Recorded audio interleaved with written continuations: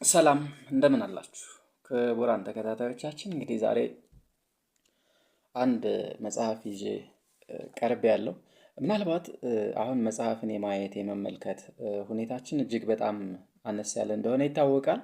ነገር ግን እኔ አንድ ደስ የሚለኝ ነገር በዚህ ጉዳይ ብቻ ላይ ትኩረት አድርጎ መስራት የነፍሴ ጥሪም ይሄ ስለሆነ ይመስለኛል። ልቻለው አልቻለው አይደለም። ምናልባት እኔ የሚያስደስተኝ መጽሐፍት ጋር አንብቦ መነጋገር፣ መወያየት፣ ፍልስፍና ላይ በብዛት መነጋገር፣ ታሪክ ላይ በብዛት ማውራት ነው የሚሆነው እና ይሄ ነገር ደግሞ ለእኔ የሆነ አንዳንድ ሰዎች የነፍሴ ጥሪ ብለው የሚናገሩት ነገር አላቸው። ለእኔ ይሄ የነፍሴ ጥሪ ነው ማለት እችላለሁ። አሁን ዛሬ አንድ መጽሐፍ ሳነብ ነበረ። የሀብታሙ አለባቸው የቄሳር እንባ ይሰኛል። የቄሳር እንባን በማነብበት ጊዜ የሆነ ዘመን ላይ እየኖርኩ እንደነበረ የሆነን ዘመን አጉልቼ ወይም አጥርቼ እያየሁ እንደነበረ እየገባኝ ነበረ። ስለዚህ እኔ እንደዛ አይነት ኑሮ እፈልጋለሁ። የቄሳር እንባ ማለት እንግዲህ ይሄ የምታዩት መጽሐፍ ነው። ደጎስ ያለ መጽሐፍ ነው። ጥሩ ብዙ ቀን ይይዘኛል ማለት ነው። ደስተኛ ነኝ። ትልቅ መጽሐፍ ሳገኝ እኔ ደስ ይለኛል። አልኬሚስቱ ላይ አልኬሚስቱ የሚባል በፓውሎ ኮሊዮ የተጻፈ ትርጉም ተተርጉሞ ነው ያገኘሁት እኔ። እሱ መጽሐፍ አለ። ምናልባትም እንደዛ አይነት ነገር ይመስለኛል። ዛሬ ግን ልንነጋገርበትና ልንወያይበት ያመጣሁት መጽሐፍ በዩቫል ሀሪሪ ወይም እስራኤላዊ ሳይንቲስት የታሪክ ተመራማሪ ነው። ግራ አጋቢው ዘመን ይሰኛል። ምናልባትም በሌላ ርዕስ እንደተተረጎመ ሰዎች ነግረውኛል። በሌላ ርዕስ ማለት ነው። እኔ አንዳንዴ እንትን እላለሁ ርዕስ እንጂ ይዘት የማይሸጥበት ሁኔታ እየታየ ስለሆነ ወይም ሰው ሃይላይት እያየ የሚወስደው እሱን ነገር ስለሆነ ይመስለኛል ርዕሱ። አሁን ይህን መጽሐፍ ሀሪሪ ሲያወጡት ምንድነው ያሉት? ቱሞሮ ወይም ነገ ምን ሊሆን ይችላል? ነገ ምን ሊፈጠር ይችላል? ነገ እኛ ሰው በሚለው መልካችን ልንቀጥል እንችላለን ወይ? ነገ ምን ልንሆን እንችላለን? የሚል ከታሪክና ከማስረጃዎች ከማጣቀሻዎች ጋር ነው ያቀረቡትና እኔ በጣም በህይወቴ አግኝቼው ከገረሙኝ ካስደሰቱኝ መጽሐፍት አንዱ ይሄ ነው ማለት እችላለሁ። እኔ አሁን ዛሬ ይህንን መጽሐፍ ይዤው ስቀርብ እናንተ እንድታዩት እናንተም አብራችሁ እኔ የተደሰትኩበትን ያህል እንድትደሰቱበት ለማለት ያህል ነው። ምናልባት ከመጽሐፉ ማነሳሳቸው አንዳንድ ነገሮች ሊኖሩ ይችላሉ። እነዚህን ነገሮች እንትን ማለት እንችላለን። እኔ አሁን ብዙ ጊዜ የሚነሱ ነገሮች አሉ ከሀሳቦች ጋር ማለት ነው። እነዚህ ሀሳቦች የሚገኙት በብዛት መጽሐፍት ውስጥ እንደሆነ ይታወቃል። ይህንን መጽሐፍ ብዙ ሰዎች ታላላቅ ሰዎች የምንላቸው እነ ከበደ ሚካኤል አንስተውታል። ምናልባት ከበደ ሚካኤል የስነ ምግባር መምህርም የነበሩ ይመስለኛል። ስነ ምግባራችን እንዲህ መሆን አለበት ለዘብተኝነትን ሲሰብኩ የነበረበት ሁኔታ ሊኖር ይችላል። ምናልባት ከጣሊያን ጉዳይ ጋር በነበረው የራሳቸው መልክና ስም ይኖራቸዋል። እኔ አሁን የዚህ ዘመን ሰው እሳቸውን ሲተች እንትን ይለኛል። ጣሊያን በባዶ እግሩ ለመግባት ሲተች የነበረ ሰው ይሄን አማርኛ ምናልባት ባልናገረው ደስተኛ ነኝ፣ ይቅርብኝም። ይሄንን ሁኔታ እያለ እሳቸውን ስነ ምግባር በጣም በብዙ ሰብከዋል። በታሪክና በተረት በታሪክ በታላላቅ ሰዎች በሚሉ ለምሳሌ ታላላቅ ሰዎች እንደነዚህ ይቺ ታላላቅ ሰዎች መጽሐፍ አለች። በጣም ብዙ ጉዳዮችን ያነሳል። ስለ ትልቁ እስክንድር ስለ ሌሎቹም በብዛት ያነሳሉ። ይሄንን ጉዳይ ማለት ነው እና እንደነሱ አይነት ሰዎች ያስፈልገን እንደነበረ ይገባኛል። ምናልባትም ሌላ ቀን ሊባሉ የሚችሉትን ጉዳዮች እያልን እየተውን እዚህ የተነሳሁበትን ጉዳይ እየተወኩ ይመስለኛልና ዩቫል ሀሪሪ እንግዲህ ያነሳው ጉዳይ በጣም አስፈላጊና ዘመኑን የሚዋጅ ምናልባትም እሱ ከተነበየው እየሆነ ያለው በጣም በርካታ ነው ማለት እንችላለን እና በርካታ ጉዳዮች ሆነዋል፣ እየተደረጉም ነው። ዛሬ እንዲህ ከተደረገ ነገ እንዲህ ሊሆን ይችላል የሚሉ ጉዳዮችን በብዛት አንስተዋል። አሁን እንግዲህ ዘመኑ ምንድን ነው የሚለው ሀሪሪ? ዘመኑ ቀደም መሬትን አገኘን፣ መሬትን ማስተዳደር ችለናል። ከዛ ቀጥሎ ጦርነት ሆነ። ጦርነትን መሸናነፍና ማሸነፍ ችለናል።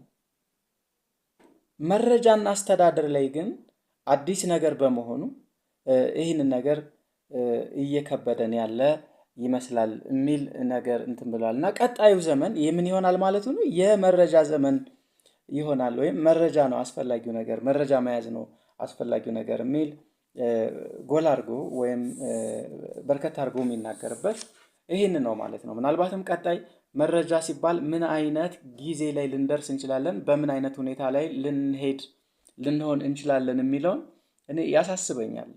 አሁን ምናልባት ቀጣይ ሰው የመኖር ሁኔታውን ሊል ይችላል። የመኖር ሁኔታው ሊረዝም ይችላል፣ ሊቀጥል ይችላል። ግን አዲስ ሰው እንድንቀበል የማድረጉ የመውለድ ሁኔታውስ ምን ይሆናል? ወይም ትውልድ በቅብብሎች መቀጠል የሚለውን ነገር አሁን እዚህ ጋር አሳስቦ ትጽፏል እሱ። ከዛ ውጭ ነገሮች ወደ ኤአይ እና አውቶሜት ወደ መሆን ወይም ወደ ማሽን የመዛወር ሁኔታቸው እየሰፋ የመጣበት ሁኔታ ነው ያለው። ከማሽን ጋር ተያይዞ የሚሰሩ ነገሮች እየበዙ ናቸው። ዛሬ ቤት ሆነን የምንሰራቸው ነገሮች እየበዙ ከሰው ግንኙነት እየራቀ ቤት ሆነን የምንሰራቸው ስራዎች እንትን እያሉ ነው ይላል። ምናልባት ስለ ሶሻል ሚዲያ በብዛት አንስቷል። ሶሻል ሚዲያ እንግዲህ ዛሬ እኔና እናንተ የተገናኘንበት ሚዲያም አለ። ፌስቡክ፣ ዩቲዩብ አለ፣ ትዊተር ወይም ኢንስታግራም ወይም እንደዛ ሊኖር ይችላል። የነሱ ጥቅም ምንድን ነው የሚለው ራቅ ያለውን ማህበረሰብ ሊያገናኙ ይችላሉ። እኔ ዛሬ እስራኤል ካለው ቤቴ ሆኜ አሜሪካ ወይም ሲያትል ካለ ሰው ጋር ልገናኝ እችላለሁ። ነገር ግን አሜሪካ ወይም ሲያትል ያለ ሰው እኔ ታመሜ እስራኤል ቤቴ አልጋ ላይ ብተኛ አሜሪካ ያለ ሰው ሻይ ይሰጠኛል ወይ? ሻይ ያቀብለኛል ወይ? ስለዚህ እዛ ያለው ሰው አይዞህ ሊል ይችላል።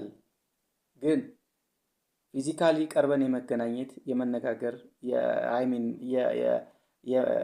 እንትን የማለት ሁኔታችን የቀነሰ ነው ወይም የላላ ነው። ስለዚህ ሶሻል ሚዲያ የሚባለው ነገር የሰው ከሰው ግንኙነታችን ቀንሶታል ብሎ እንደ መከራከሪያ ያቀርባል። ደስ የሚል ሀሳብ ነው። እኔ ወድጀዋለሁ። ምክንያቱም አሁን ላይ ብዙዎቹ ጽፈውታል። የተጻፈ የታየ የተዳሰሰ ጉዳይ ነው። በእያንዳንዱ ህይወት ላይ ደርሷል። አንዷለም አባተ ይመስለኛል አንድ ጽሁፍ ጽፏል፣ በወለድ ላይ ማለት ነው። እና ባል ሳሎን ሚስት መኝታ ቤት ሆነው በፌስቡክ ገጻቸው ፕሮፋይል ቀይረው እርስ በራስ ይጻጻፋሉ፣ ይጀናጀናሉ። የሆነ ቦታ ሲቀጣጠሩ እና ሲሄዱ ግን ራሳቸው ሆነው ነው የተገኙ። ስለዚህ ይሄን ያህል አራርቆናል፣ የሩቅ ሰው አስመስሎናል ማለት ነው። እና ማናውቀውን ባህሪ ሁሉ እንድናይ አድርገውናል ማለት ነው ሶሻል ሚዲያው። እና ይህንን ነገር በስፋት ሄዶበታል፣ ተንትኖታል። ምናልባትም ይህን መጽሐፍ ማንበብ ለቀጣዩ ዘመን ክትባት እንደመውሰድም ይመስለኛል። ለቀጣዩ ዘመን ክትባት መውሰድ ሲባል ምንድን ነው? ምን ይከሰታል ብሎ ማሰብ፣ በዛ በታሰበ ሀሳብ ላይ ደግሞ የራስን እርምጃ መውሰድ አንድ በጎ ነገር ይመስለኛል። እኛ ኢትዮጵያውያን ብቻ ሆነን አልቀረንም። ምንም ባህላዊ ነው፣ ምንም በባህላችን እንተዳደር፣ ከዘመናዊ ዓለም ማዕበል ግን አላመለጥንም። ስለዚህ ይህን ነገር ደግሞ መከላከልም መከታተልም የምንችለው እንዲሁ ነገሮች እንደመጡልን እንደገቡልን ሳይሆን ካየናቸው በኋላ ወይም መረጃ ከጠየቅን በኋላ ወይም ስለ ታሪካቸው ከተረዳን በኋላ ቢሆን የተሻለ ይሆናል ማለት ነው። ግራጋቢው ዘመን ይህን ነው የሚተነትነው። ግራጋቢው ዘመን የዓለምን ፍጥነት ይተነትናል። ዓለም ፈጣን ሁኔታ ላይ እንዳለች ያወራናል። ዓለም እኛ ከማንደርስባት ሁኔታ ላይ አቅፋን ሽሩሩ እያለች ይላል። የሆነ ጊዜ አበይ ጉበኛ መጽሐፍ ላይ አንድ ሰይፈ ነበልባል ላይ ይመስለኛል ወይ አልወለድም አይዘር ሰይፈ ነበልባል ምናልባት ሁለቱም አንድ አይነትና ተመሳሳይ ሐሳብ ስለሚያነሱ የአበይ ጉበኛ ሐሳብ ደግሞ ብዙ ጊዜ ተመሳሳይ ጉዳዮች ላይ ስለሚያጠነጥን ይረሳኛል። ሞኝ ፖለቲከኛና አብድ ሳይንቲስት ሲገናኙ የሚል ነገር አንስቷል። እንግዲህ አሁን ዓለም እየሄደች ያለችው ህሊና አልባ በሆነና በሚፈጥን ሁኔታ ላይ ነው። ለምሳሌ ብዙዎቹ አምባገነን መሪዎች ወደ መሆን እያዘነበሉ እንደሆነ አሳይቷል። አምባገነን ዓለም በዲሞክራሲ ነው ልመራ ነው እያለች ያለችው። ግን ዲሞክራሲው የማን ነው? ዲሞክራሲው የዓለም አይደለም፣ የመሪዋ ወይም የግለሰቡ ነው። ስለዚህ ይህን ነገር በስፋት አንስቷል። አንድ ያስገረመኝ ነገር ደግሞ እናንሳ። ዓለምን ወደ ለስላሳው ጉዳይ ማምጣት አለብን። ለምሳሌ ዓለምን የሚያስፈልጋትና የሚቀይራት ኦሎምፒክ ነው ብሎ ያምናል ዩቫል ሃራሪ ማለት ነው። ኦሎምፒክ ዓለምን ይቀይራታል፣ ለስላሳ ነው፣ ግንኙነታችን እንትን ነው ብሎ ያስባል። አንዲት መንደር አንስቶ ከዛ በኋላ እንትን ይላል። ለምሳሌ የአረቡን ዓለም ምናምን ነገር አንስቶ እንትን ይላል። አንድ ከጃፓን ወይም ከሆነ ቦታ ለስፖርት የመጣ ሰው ለምሳሌ በ1000 ዓመተ ምህረት የነበረ ሰው ከዛ በኋላ ደግሞ 1000 ዓመት ስንጨምርበት አንደኛ ከብራዚል ተነስቶ ከሪዮ ዲ ጄኔሮ ተነስቶ ለንደን ኦሎምፒክ ቢዘጋጅ ለንደን ለመግባት ስንት ዓመት ይወስድበታል? እስከዛ ምናልባት ጉልበቱም ያልቃል፣ ምንም ያልቃል። ከዛ በኋላ ሲመለስ ግን ሀገሩ ፈራርሳ ልትጠብቀው ትችላለች። ምክንያቱም ምንድነው እየሆነ ያለው? የአካባቢው ገዢ መደቦች አሉ ምናሉ። አሁን ግን እያንዳንዱ ሰው ቦርደር አበጅቶ የራሱን ባንዲራ ይዞ እየተንቀሳቀሰ ያለበት ሁኔታ ነው ያለው። ስለዚህ እዛ ባንዲራ ውስጥ ምንድነው ያለው? ሀገሩን ወክሎ ነው ያለው። ሀገሩን ከዳር እስከ ድንበሯ ወክሎ ነው ያለው። ስለዚህ ዓለም በዚህ አይነት በለስላሳ ሁኔታ ነው። ስለ ሽብርተኝነት ያነሳው ነገር አለ። ሽብርተኝነት ወሬው፣ አስፈሪነቱ፣ መሪዎች ራሳቸውን የሚከለከሉበት ሁኔታ በጣም ገራሚ ነው። ግን አጠፋ ቢባል በአመት ከ50 ሰው አይበልጥም። ለሽብርተኝነት የተሰጠውን ትኩረት ያህል ግን ለወባ የተሰጠዋል። ወባ በአመት ስንት ሰው ያጠፋል? አፍሪካ ይሄን ነገር የሰጠበት ሁኔታ ያየበት ሁኔታ ምናልባት ቀንጨብጨብ እያደረኩ ነው። እኔ ሳመራይዝ ማድረግ የሚቻል መጽሐፍ ሆኖ አላገኘሁትም። በአንድ ቃል አስቀምጠው ካል የዓለምን ፍጥነት መረዳት እንዳለብን የሚያስረዳ መጽሐፍ ነው እና እኔ ገራሚ መጽሐፍ ነው። አግኙት፣ አንብቡት፣ ተወዱታላችሁ፣ ራሳችሁንም ታዩበታላችሁ ብዬ አስባለሁ። አመሰግናለሁ።